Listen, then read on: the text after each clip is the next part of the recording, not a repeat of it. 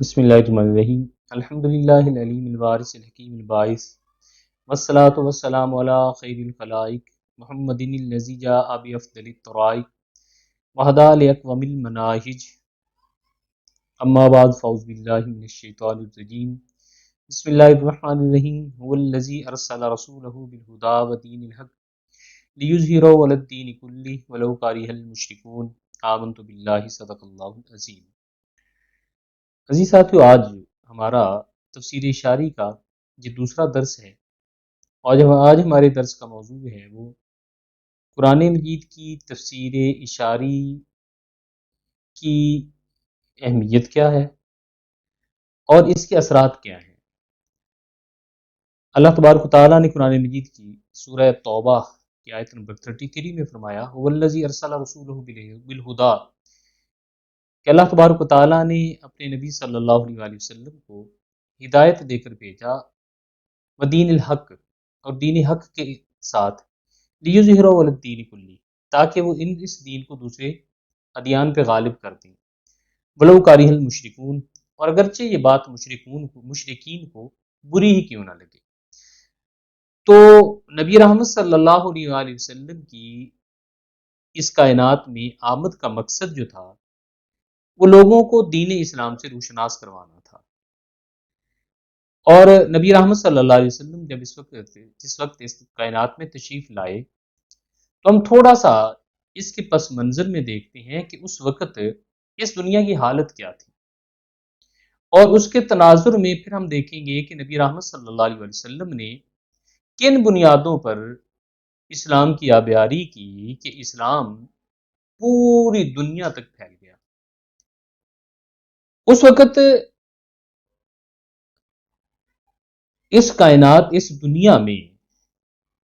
5 کے قریب جو تھے وہ ایسی سلطنتیں تھیں جہاں پر حکومتیں کسی نہ کسی صورت میں موجود تھیں۔ ہم تھوڑا سا ان کا اس وقت کے تناظر میں حال دیکھتے ہیں کہ ان لوگوں کا حال کیا تھا۔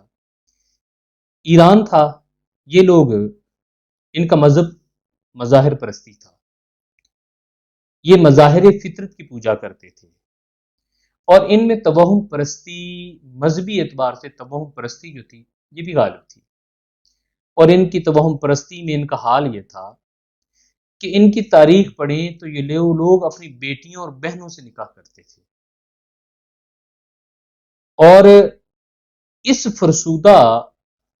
عقیدے پر ان کا یہ نظریہ تھا کہ جو یہ نکاح کرتا ہے اس بندے پہ اللہ کی رحمت کا سایہ پڑتا ہے۔ یعنی ان کا عقیدہ دیکھیں کہ جس عقیدے کے تناظر میں یہ بیٹی اور بہن کا مقدس رشتہ جو تھا یہ بھی محفوظ نہیں تھا، اور دوسری طرف یہ لوگ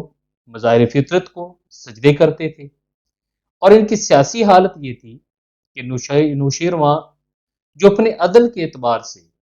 پوری دنیا میں مشہور ہے، اس نے اپنے سارے بھائیوں کو اس وجہ سے قتل کروا دیا تھا کہ اس کی بادشاہی اور مملکت میں وہ حصہ دار نہ بنے۔ یعنی مذہبی فرسودگی اور سیاسی فرسودگی دونوں موجود تھی۔ اور اس کے بعد دوسرا ملک جو ہے وہ یونان ہے، یونان جس کی حکمت آج بھی مشہور ہے، جس میں سقراط پیدا ہوا، بقراط پیدا ہوا، افلاطون اور ارسطو جیسے بڑے بڑے فلسفی اور حکماء پیدا ہوئے۔ ان لوگوں کی حالت یہ تھی کہ ان کا مذہب بھی سارا کا سارا عقل پہ بیس کرتا تھا، اور ان لوگوں نے اپنے معاشرے کو کئی حصوں میں تقسیم کر رکھا تھا، اور ارسطو نے ایک قانون یہ دیا کہ قانون سب کے لیے برابر نہیں ہو سکتا، امیر کے لیے قانون اور ہونا چاہیے، اور ارسطو نے کہا غریبوں کے لیے قانون اور ہونا چاہیے۔ اس کے لیے ارسطو نے کیا مثال دی؟ ارسطو نے ایک مثال دی جانوروں کی، اور آپ اس سے اندازہ لگائیں کہ جس مملکت کی بیس جانوروں کی کہانیوں سے شروع ہو رہی ہو، اس کے اصول و ضوابط انسانیت کو کیسے فائدہ دے سکتے تھے۔ ارسطو نے مثال یہ دی کہ قانون سب کے لیے برابر نہیں ہو سکتا، کہ ایک دفعہ جنگل میں خرگوشوں نے میٹنگ کی اور سب نے یہ ارادہ کیا کہ جنگل کا قانون سب کے لیے برابر ہونا چاہیے۔ جب خرگوشوں کی اس میٹنگ کی خبر جنگل کے شیروں کو پہنچی تو سب شیر اکٹھے ہو گئے، اور انہوں نے اس مشورے خرگوشوں کے اس مشورے کو چیلنج کر دیا اور کہنے لگے کہ پہلے یہ ہمارے جیسے پنجے اور دانت اور طاقت لائیں، اس کے بعد یہ ہماری برابری کا دعویٰ کریں۔ لیکن افسوس کی بات یہ ہے کہ اتنے بڑے فلسفی نے جب یہ نظریہ دیا تو یہ نظریہ کیا تھا؟ شیروں اور خرگوشوں کا تھا، جن کے انواع الگ الگ ہیں۔ اب ایسی مثالیں دے کر انسانیت کے ساتھ ستم کیا جاتا تھا، جس کا نتیجہ یہ تھا کہ تاریخ یونان پڑھیں، یہ لوگ اپنی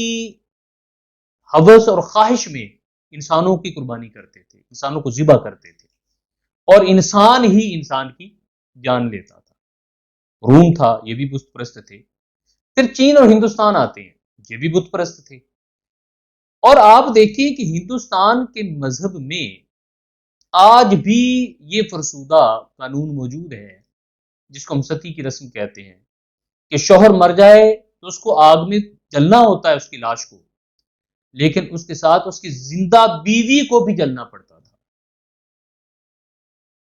اور اس سے دور عرب تھا، اور عرب کا حال یہ تھا کہ یہ لوگ اپنی بیٹیوں کو زندہ درگور کرتے تھے۔ اب ایسے ماحول میں نبی رحمت صلی اللہ علیہ وسلم اس کائنات میں تشریف لائے۔ جب حضور اکرم صلی اللہ علیہ وسلم اس کائنات میں تشریف لائے تو اس وقت اسلام کے اصولوں کو پوری دنیا میں پیش کرنا خود کو مصائب کے حوالے کرنا تھا، لیکن نبی رحمت صلی اللہ علیہ وسلم آپ نے سب سے پہلے جس چیز کو لوگوں کے سامنے پیش کیا تو وہ رسول اکرم صلی اللہ علیہ وسلم نے اپنے کردار کو پیش کیا۔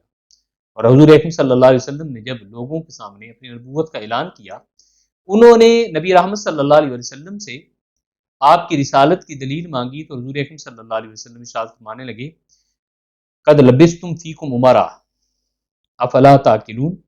کہ میں نے تم میں اپنی زندگی کا ایک حصہ گزارا ہے، تو کیا تمہیں عقل نہیں ہے؟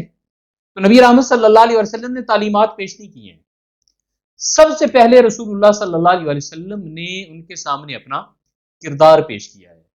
اور اس کردار کا اثر یہ تھا کہ حضور اکرم صلی اللہ علیہ وسلم آپ جو بھی بات کرتے تھے اس کی اپنی تاثیر تھی۔ اب اس اعتبار سے تفسیر اشاری کا کیا کردار ہے؟ تفسیر اشاری سے انسان کی روح ایمرج کرتی ہے، روح کو ترقی ملتی ہے، اور جس وقت انسان کی روح اس کے نفس سے زیادہ مضبوط ہوتی ہے تو انسان کا عزم مصمم ہوتا ہے، پھر وہ مشکلات کو نہیں دیکھتا، بلکہ وہ دیکھتا ہے کہ میں حق پر ہوں یا نہیں ہوں۔ اگر وہ اللہ تبارک و تعالیٰ کی ہدایات کی روشنی میں انسانیت کی بھلائی کے لیے نکلتا ہے تو جتنی بڑی مشکل آتی ہے اس کے اندر اتنی بڑی ہمت آ جاتی ہے۔ یہ ہمت آتی کہاں سے ہے؟ تو یاد رکھیں، ہماری جو فکر ہے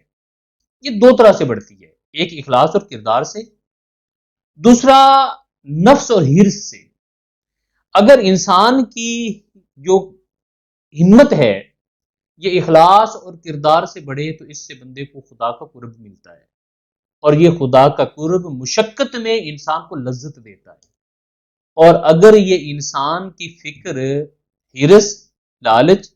اور بد کرداری سے بڑھتی ہے تو اس سے خوف و ہراس پھیلتا ہے، اور انسانوں پہ ظلم شروع کر دیتا ہے۔ اس کی وضاحت میں حضرت سہل بن عبداللہ تستری رحمۃ اللہ علیہ آپ اپنی تفسیر میں فرماتے ہیں کہ سورہ قاف کی اس آیہ مقدسہ کی روشنی میں نحن اقرب الیہ من حبل الورید کہ اللہ تعالیٰ نے ارشاد فرمایا میں انسان کی شہ رگ سے بھی زیادہ اس کے نزدیک ہوں۔ یہ احساس جس وقت انسان میں پیدا ہوتا ہے تو اس وقت انسان اپنی زندگی کا ہر کام اللہ کی رضا کے لیے کرتا ہے، اور جس وقت اللہ کی رضا کے لیے کرتا ہے تو پھر انسان کو جتنے مصائب کا سامنا ہوتا ہے اس کی ہمت کمزور نہیں پڑتی، بلکہ اس کی ہمت جو ہوتی ہے وہ اور بڑھ جاتی ہے، عزم اور بلند ہو جاتا ہے، اور مشکلات جو ہوتی ہیں وہ تکلیف دینے کی بجائے انسان کو لذت دیتی ہیں۔ حضرت سہل بن عبداللہ تستری رحمۃ اللہ علیہ آپ فرماتے ہیں، آپ سے کسی نے پوچھا کہ یہ بتائیں کہ یہ ورید جس کو کہا گیا ہے نحن اقرب الیہ من حبل الورید، میں انسان کی شاہ رگ سے بھی زیادہ قریب ہوں، تو یہ ورید کیا ہے؟ آپ نے فرمایا کہ هو الارق الذی فی جوف القلب، یہ انسان کے دل میں خاص مادہ ہوتا ہے، فاخبر انه اقرب الی القلب من ذلک الارق، جو دل سے بھی دل کے زیادہ قریب ہوتا ہے۔ تو اللہ تعالیٰ ارشاد فرماتا ہے میں تمہارے اس سے بھی زیادہ قریب ہوتا ہوں۔ اور یاد رکھیں جب انسان کو اس چیز کا احساس ہو جاتا ہے تو حضرت سہل بن عبداللہ تسی رحمۃ اللہ علیہ فرماتے ہیں اب بندے کی کیفیت یہ ہوتی ہے کہ یہ کوئی گناہ کرنے لگتا ہے، کوئی غلطی کرنے لگتا ہے، فرمایا حاجہ فی القلب شیء، اس کے دل میں کوئی خواہش پیدا ہوتی ہے جو نفس کا نتیجہ ہوتی ہے، فذاکر العبد قیام اللہ عز وجل، بس کھڑے کھڑے بندہ اللہ کو یاد کرتا ہے، فتارکہ، اور اس گناہ کو چھوڑ دیتا ہے، الا داخلہ، اس وقت انسان کے دل میں ایک علم داخل ہوتا ہے، من علم حالہ، اور اس کیفیت میں جو علم داخل ہوتا ہے، لو قسم ما آتا ذالک العبد، اگر اس کو تقسیم کیا جائے جو اس بندے کو علم عطا کیا جا رہا ہے، علی اہل المدینہ لسعدوا جمیعا، تو سارا کا سارا شہر اس سے سعادت مندی اور وفازو اور کامیابی پا لے۔ تو یہ علم جو اخلاص سے کردار سے جنم لیتا ہے یہ اللہ کا قرب دیتا ہے، اور جب یہ بندے کو احساس مل جاتا ہے کہ میں اللہ کے قریب ہوں، مجھے خدا کا قرب مل گیا ہے، تو اگلے مرحلے میں کیا ہوتا ہے کہ انسان اس احساس کو دل میں بٹھا کے گناہ چھوڑ دیتا ہے، قدرت رکھتا ہے، روکنے والا بھی کوئی نہیں، لیکن اس لیے چھوڑ دیتا ہے کہ میرا رب مجھے دیکھ رہا ہے۔ اب اس کیفیت میں بندے کے دل میں ایک علم داخل ہوتا ہے، تو سہل بن عبداللہ تستری فرماتے ہیں یہ پوری روئے زمین پہ تقسیم کیا جائے، پورے شہر میں تقسیم کیا جائے، تو سارا کا سارا شہر جو ہوتا ہے وہ اس سے ہدایت پا جاتا ہے۔ یہ علم کیا ہوتا ہے؟ یہ علم الحال ہوتا ہے۔ اس کا اثر یہ ہوتا ہے کہ بندہ مشکلات سے لڑنے کے قابل ہو جاتا ہے، اور تفسیر اشاری جو ہوتی ہے اسی منشاء الہی کو، رضا الہی کو جان لینے کا نام ہے۔ انشاءاللہ تعالیٰ تسلسل میں آگے چلیں گے، اللہ تعالیٰ عمل کی توفیق عطا فرمائے۔